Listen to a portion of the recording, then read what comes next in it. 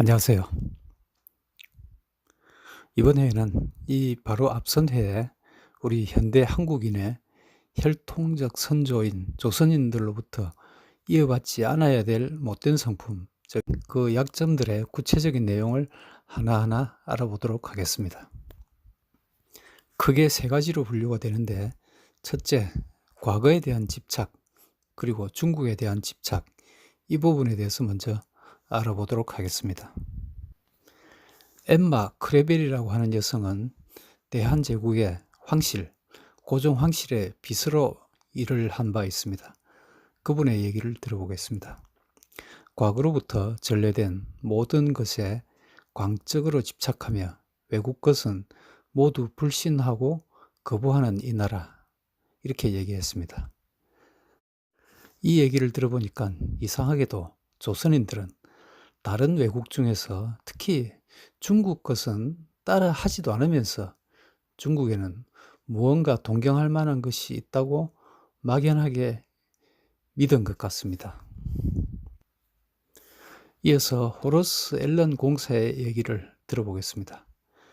그들의 혈통과 가계에 대한 긍지는 이 고지식한 민족의 현저한 민족성의 하나가 되어 수세기 동안 그들의 은둔된 영토 내에 갇혀있게 되었을 뿐만 아니라 자기들이 그 터전 안에서 태어날 수 있었던 것을 지극히 만족하게 생각하게 되었고, 그들의 전련된 생활 속에 있고 싶다고 요구하게 되었다는 사실, 이렇게 얘기했습니다. 이 얘기를 들어보면 혈통과 가계에 대한 이런 집착이 우리가 지금 많이 쓰는 민족이라는 단어를 강조하는 성격의 그 뿌리가 되는 것으로 보입니다.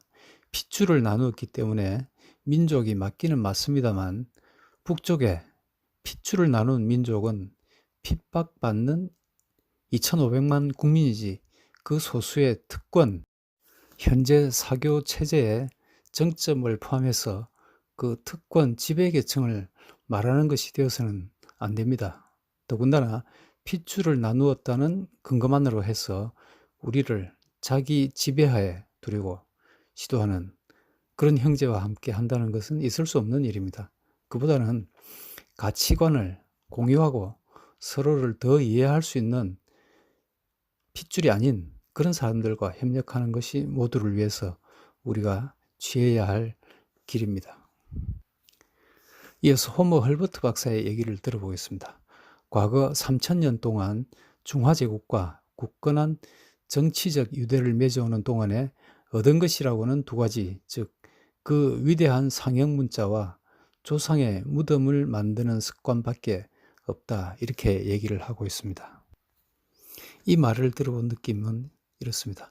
오늘날 대한민국에 중국으로부터 받은 문화유산 중에서 남아있는 게 무엇이 있는가 생각합니다. 헐버트 박사가 위대한 상형 문자라고 은유적으로 지칭한 한자는 우리의 지적 교양을 갖추는데 큰 바탕이 되었고, 그것에 기반한 우리의 언어 체계가 있었기 때문에 20세기 후반에 나라가 그 정도로 발전하는 데 뒷받침이 되었다는 점은 인정해야 한다고 생각합니다.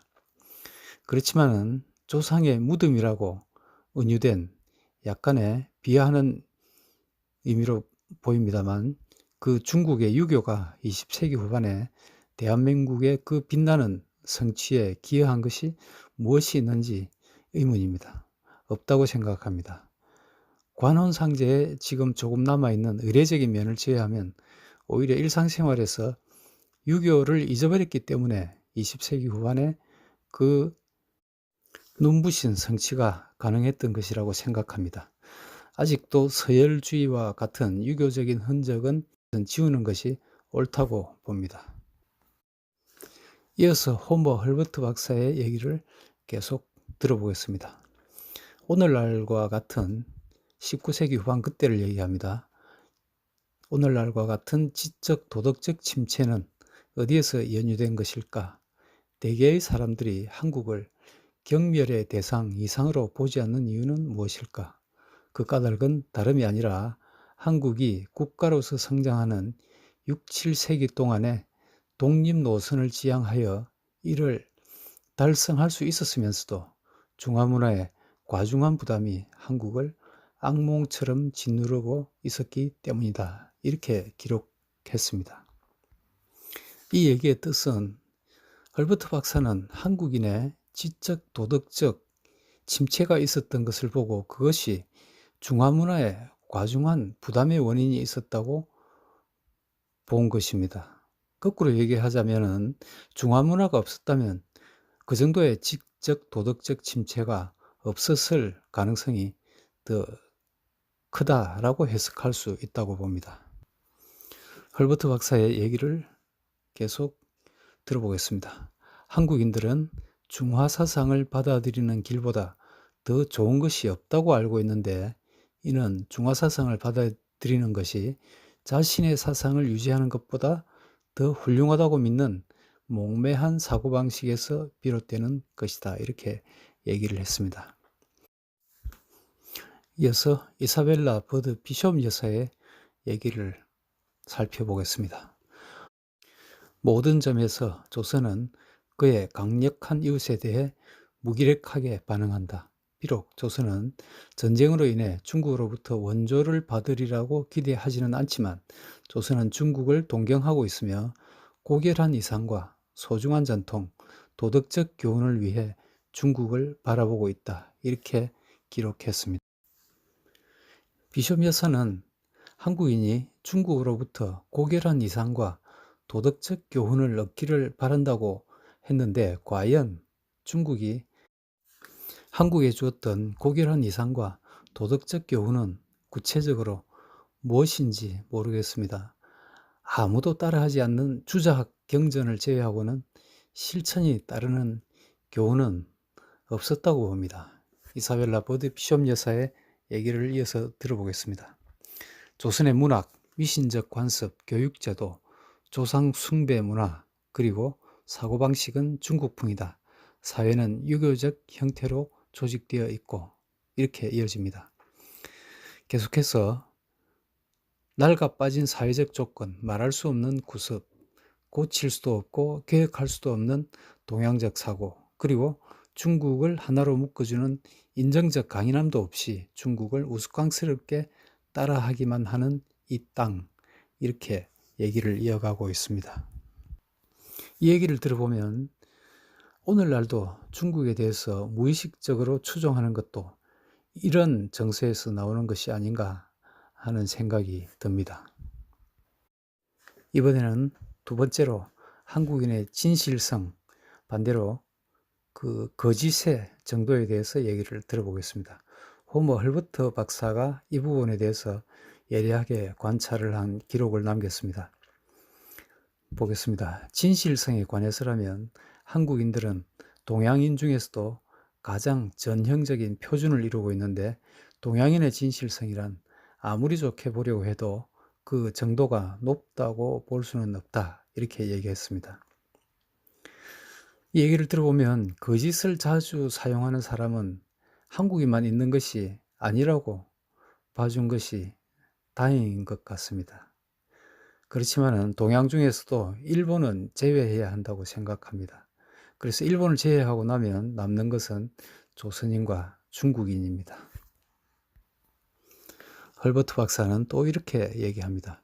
위급한 일에 직면하게 되거나 또는 자기가 계획하고 있는 것의 성패 여부가 진실을 어느 정도 왜곡시키면 호전될 수 있는 경우에 그들은 거짓말을 하는 데 있어서 조금도 망설임이 없다. 이렇게 얘기했습니다.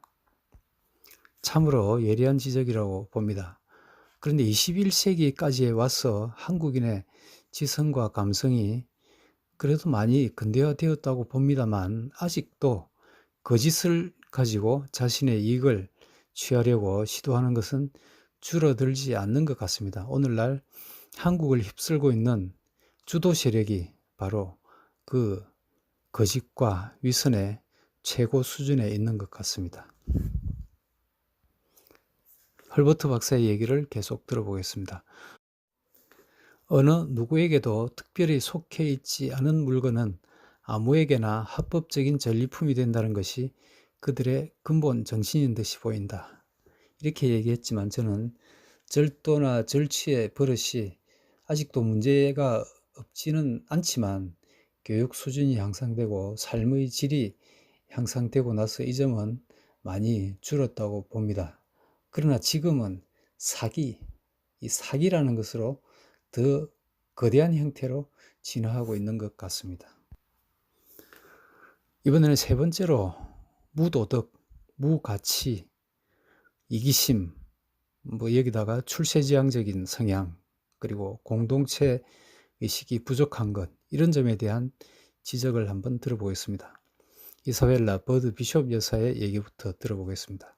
편협, 관례, 자부심, 거드름, 노동을 경멸하는 잘못된 위선, 이기적 개인주의, 해이한 공공정신과 사회적 신뢰의 파괴, 2000년 관습과 전통에 대한 정신적, 육체적 노예근성, 편협한 지식, 얕은 도덕심, 이렇게 여러 가지 열거를 해 나가고 있습니다. 제가 보기에 이런 성향들은 조선의 일반적인 사람들의 성향도 있겠지만 특히 양반계급의 특징을 묘사하는 것 같습니다. 그런데 비숍 여사는 조선에서 사농공상이라는 이런 단어가 있는 줄을 알았는지 몰랐는지 잘 모르겠습니다. 아직도 21세기에도 한국에는 이른바 지식인 그리고 관료 이런 사람들이 그들 스스로 가장 사회적 지위가 높다고 생각하고 있습니다. 그들 스스로가 현대의 농공 상인들을 지도해야 된다는 믿음이 뿌리 깊습니다. 예를 들자면 미국의 트럼프 대통령을 장사꾼 출신이라고 비난하는 이른바 보수 인사도 적지 않습니다. 사실은 가장 전략적으로 문제 해결을 추구하고 하는 사람은 이 사람들이 비난하는 장사꾼, 즉 기업가들입니다. 또 한때 삼성의 이건희 회장이 기업은 인류, 정치는 사류라고 했다가 그 사류들로부터 인류인 이건희 회장이 맹공격을 받는 그런 봉변을 당한 적도 있습니다. 비숍 여사의 얘기를 이어서 들어보겠습니다. 조선 사람들에게는 진정한 의미로서의 애국심은 없지만 강한 민족적 본능이 있다.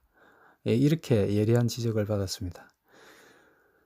보다 넓은 공동체나 또는 국가의 이익과 발전을 추구하는 것은 우리에게는 뒷전인 것 같습니다. 그보다는 자기 이익 추구를 위해서 소규모 단위로 내려와서 지연, 혈연, 학연을 이용해서 서로 이익을 주고받는 이것이 이 비숍 여사의 얘기에 들어있는 것 같습니다. 계속해서 비숍 여사의 얘기입니다. 조선의 교육은 애국자나 사상가나 정직한 사람을 산출하는 데는 실패했다. 교육적 수련은 조선 사람들의 야망찬 목표인 공직을 얻기 위한 단계로 간주되었다. 이러한 교육은 사고력을 발전시키거나 그가 살고 있는 세계를 이해하도록 하지는 못했다. 이렇게 얘기를 했습니다. 이런 얘기를 보니까 한국과 서양에 있어서 중산층의 기준을 인식하는 얘기를 한 것이 생각이 납니다.